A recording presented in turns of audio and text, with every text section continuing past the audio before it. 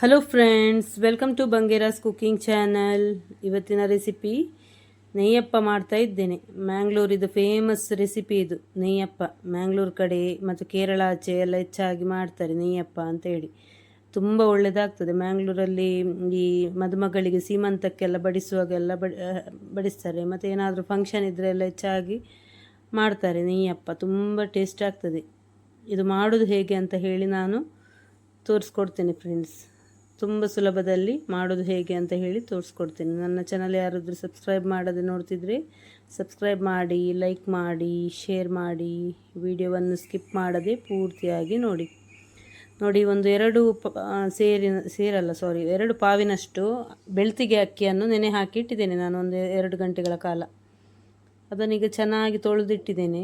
ಈಗ ಬೆಲ್ಲ ನೋಡಿ, ಬೆಲ್ಲ ಒಂದು 1/4 kg ಬೆಲ್ಲ ಪಾಕ ಮಾಡ್ತಾ ಇದ್ದೇನೆ ನಾನು. ಪಾಕ ಆಗಲಿಕ್ಕೇನಿಲ್ಲ, ಬೆಲ್ಲ ಕರಗಿದ್ರೆ ಸಾಕು. ಕರಗುವಷ್ಟು ಚೆನ್ನಾಗಿ ಇದು ಮಾಡಬೇಕು, ಕುದಿಸಬೇಕು. ನೋಡಿ, ಬೆಲ್ಲ ಚೆನ್ನಾಗಿ ಕರಗಿದೆ ನೋಡಿ. ಈಗ ಇಷ್ಟಾದರೆ ಸಾಕು.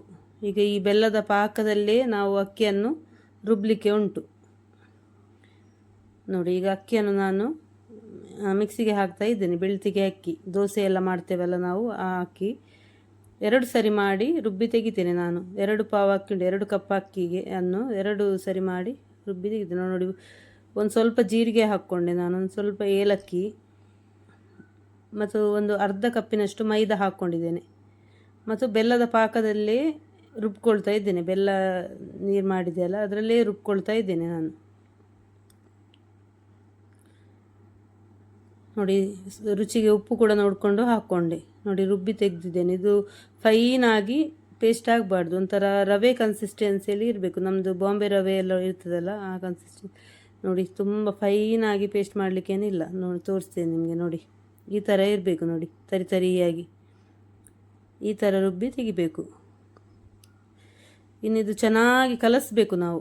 ಇದನ್ನೊಂದು 7-8 ಗಂಟೆಗಳ ಕಾಲ ಆದರೂ ಮ್ಯಾರಿನೇಟ್ ಮಾಡಿ ಇಡಬೇಕು. ಆದರೆ ನೋಡಿ, ಕೈಯಲ್ಲಿ ಕಲಸಿದರೆ ಇನ್ನೂ ಒಳ್ಳೆಯದು ನೋಡಿ. ಚೆನ್ನಾಗಿ ಈ ಥರ ಕಲಸಿ ಇಡಬೇಕು.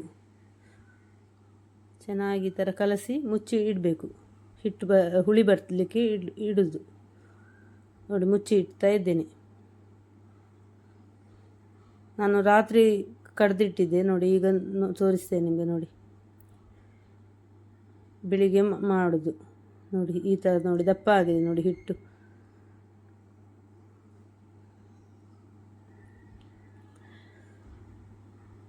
ನೋಡಿ, ಈಗ ನಾವು ಇದಕ್ಕೆ ಒಂದು ಸ್ವಲ್ಪ ತುಪ್ಪ ಹಾಕ್ಕೊಳ್ತಾ ಇದ್ದೇನೆ ನಾನು. 2 ಟೇಬಲ್ ಸ್ಪೂನಷ್ಟು ತುಪ್ಪ ಹಾಕ್ಕೊಳ್ತಾ ಇದ್ದೇನೆ. ನೆಯ್ಯಪ್ಪ ಅಂದರೆ ಹೆಚ್ಚಾಗಿ ನೆಯ್ಯಲ್ಲೇ, ಮುಂಚೆ ಎಲ್ಲ ನೆಯ್ಯಲ್ಲೇ ಮಾಡೋದು. ನೆಯ್ಯಪ್ಪ ಅಂತ ಹೇಳಿದರೆ ನೆಯ್ಯಲ್ಲೇ ಫ್ರೈ ಮಾಡೋದು. ಆದರೆ ಈಗ ನಾನು ಎಣ್ಣೆಯಲ್ಲಿ ಮಾಡ್ತಾ ಇದ್ದೇನೆ. ಅದಕ್ಕಾಗಿ ಸ್ವಲ್ಪ ತುಪ್ಪವನ್ನು ಇದಕ್ಕೆ ಹಾಕಿದ್ದೇನೆ. 2 ಟೇಬಲ್ ಸ್ಪೂನಷ್ಟು ತುಪ್ಪ ಇದಕ್ಕೆ ಹಾಕಿ ಕಲಸಿದ್ದೇನೆ. ಈಗ ಎಣ್ಣೆ ಇಟ್ಟಿದ್ದೇನೆ ನಾನು ಕಾಯಲಿಕ್ಕೆ. ನಾವು ನೆಯ್ಯಪ್ಪವನ್ನು ಮಾಡುವ ನೋಡಿ. ಈ ಥರ ಮೆಲ್ಲ ಹಾಕಬೇಕು ನೋಡಿ. ಮಧ್ಯದಲ್ಲಿ ಮೆಲ್ಲ ಹಾಕಬೇಕು ನೆಯ್ಯಪ್ಪವನ್ನು. ಇದು ಅದರಷ್ಟಕ್ಕೆ ಉಬ್ಬಿ ಬರ್ತದೆ ನೋಡಿ. ಅದರಷ್ಟಕ್ಕೆ ಉಬ್ಬಿ ಬರ್ತದೆ, ಏನು ಇದು ಮಾಡಲಿಕ್ಕಿಲ್ಲ. ಅದರಷ್ಟಕ್ಕೆ ಉಬ್ಬಿ ಬರ್ತದೆ. ಆಮೇಲೆ ಉಬ್ಬಿ ಬಂದ ಮೇಲೆ, ಚೆನ್ನಾಗಿ ಫ್ರೈ ಆದ ಮೇಲೆ ಮಗುಚಿ ಹಾಕಬೇಕು. ತುಂಬ ಟೇಸ್ಟ್ ಆಗ್ತದೆ ಇದು ನೆಯ್ಯಪ್ಪ.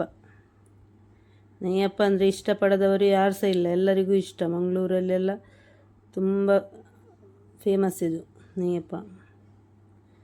ಕೇರಳ ಕಡೆ ಎಲ್ಲ ತುಂಬ ಮಾಡ್ತಾರೆ.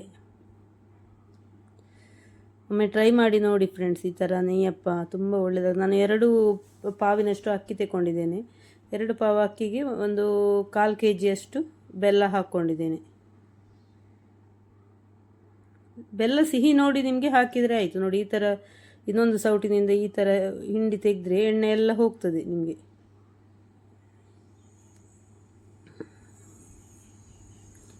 ಈಗ ಮತ್ತೆ ಹಾಕ್ತಾ ಇದ್ದೇನೆ ನಾನು.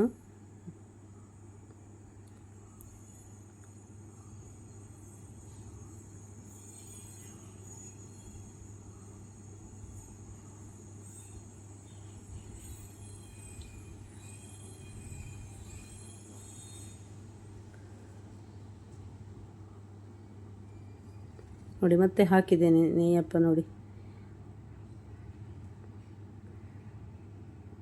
ಅದರಷ್ಟಕ್ಕೆ ಉಬ್ಬಿ ಬರ್ತದೆ, ನೀವೇನು ಇದು ಮಾಡಬೇಕಂತ ಇಲ್ಲ. ಚೆನ್ನಾಗಿ ಉಬ್ಬಿ ಬಂದ ಮೇಲೆ ಒಂದು ಸೈಡ್ ಕಾದ ಮೇಲೆ ತಿರುಗಿಸಿ ಹಾಕಬೇಕು. ತುಂಬ ಸುಲಭ ರೆಸಿಪಿ ಮಾಡೋದು. ಹಿಟ್ಟು ತುಂಬ ನೀರು ಮಾಡಬೇಡಿ. ಹಿಟ್ಟು ನೀರಾದರೆ ಉಂಟಲ್ಲ, ಸ್ವಲ್ಪ ಮೈದಾ ಹಿಟ್ಟು ಹಾಕಿದರೆ ಆಯಿತು. ಮೈದಾ ಹಿಟ್ಟು ಹಾಕಿ ಮಿಕ್ಸ್ ಮಾಡಬೇಕಾಗ್ತದೆ. ನಿಮಗೆ ಒಯ್ಲಿಕ್ಕೆ ಸರಿ ಬರುವುದಿಲ್ಲ, ಹಿಟ್ಟು ನೀರಾದರೆ. ಸ್ವಲ್ಪ ದಪ್ಪನೇ ಬೇಕು ಹಿಟ್ಟು, ಕರೆಕ್ಟ್ ಬರೋದಿಲ್ಲ. ನಿಮಗೆ ತೆಂಗಿನಕಾಯಿ ಬೇಕಿದ್ರೆ ತುಪ್ಪದಲ್ಲಿ ಫ್ರೈ ಮಾಡಿ ಸಣ್ಣ ಸಣ್ಣದಾಗಿ ಕಟ್ ಮಾಡಿ ಹಾಕ್ಬೋದು. ತೆಂಗಿನಕಾಯಿ ಫ್ರೈ ಮಾಡಿ ಹಾಕಿದರೆ ಒಳ್ಳೆಯದಾಗ್ತದೆ. ನಾನೀಗ ಅದೇನು ಹಾಕಲಿಲ್ಲ. ಎಳ್ಳು ಬೇಕಿದ್ರೆ ಎಳ್ಳು ಕೂಡ ಹಾಕ್ಬೋದು.